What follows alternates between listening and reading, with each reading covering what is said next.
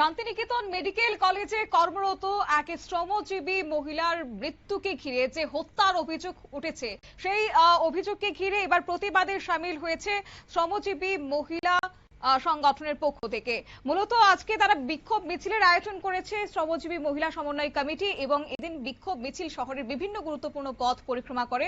আন্দোলনকারীদের দাবি হচ্ছে শান্তিনিকেতন মেডিকেল কলেজে কর্মরত অবস্থায় ওই শ্রমজীবী মহিলার মৃত্যু রহস্যজনক এবং এই ঘটনা নিরপেক্ষ তদন্ত নিশ্চিত করতে হবে। পাশাপাশি দোষীদের দ্রুত শনাক্ত করে কঠোর শাস্তির দাবিও এদিন তুলেছেন তারা। কি বললেন এই প্রসঙ্গে সংগঠনের নেত্রী পাঁচালী ভট্টাচার্য, শুনুন।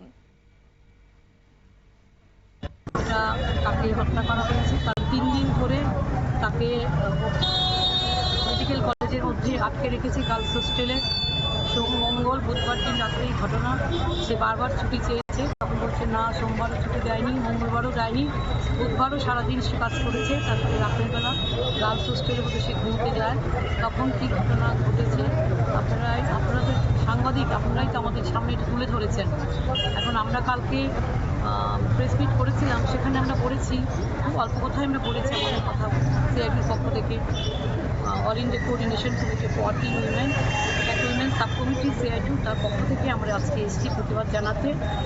এখান থেকে ঘুরে বটতলা হয়ে আমরা ফায়ার সার্ভিসের পুলিশ হেডকোয়ার্টারে যাবো, সেখানে আমরা বিক্ষোভ রাখবো। তার কেন সুষ্ঠুভাবে যেন তদন্ত হয়, নিরপেক্ষভাবে যেন তদন্ত হয়, স্পেশাল ইনভেস্টিগেশন টিম করে যেন সেটা তদন্ত করা হয়। এখানে যেন কোনো রাজনৈতিক ইন্টারফেয়ারেন্স এবং প্রশাসকের পক্ষ থেকে যেন কোনো ইন্টারফেয়ারেন্স না হয়, যাতে তদন্ত যেন বাধাপ্রাপ্ত না হয়, সঠিকভাবে যেন তদন্ত এগিয়ে যায়। এটি আমরা চাইছি, এটি আমরা দাবি জানাবো আজকে বিক্ষোভের মধ্যে দিয়ে। শ্রমজীবী মহিলা সমন্বয় কমিটির নেত্রী পাঁচালী ভট্টাচার্যের বক্তব্য আপনারা শুনলেন। তিনি কিন্তু সরাসরি বললেন যে কোন রকমের রাজনৈতিক রং নয়, বরং প্রকৃত তদন্ত করা হোক। বিক্ষোভ কর্মসূচি থেকে এদিন সংগঠনের নেতৃত্ব অভিযোগ করেছেন যে ঘটনার পর একাধিক প্রশ্নের উত্তর এখনো পর্যন্ত স্পষ্ট নয়, তাই কর্মরত বিচারপতির তত্ত্বাবধানে বিশেষ তদন্তকারী দল গঠন করে পুরো ঘটনার তদন্ত করার দাবি জানানো হয়েছে।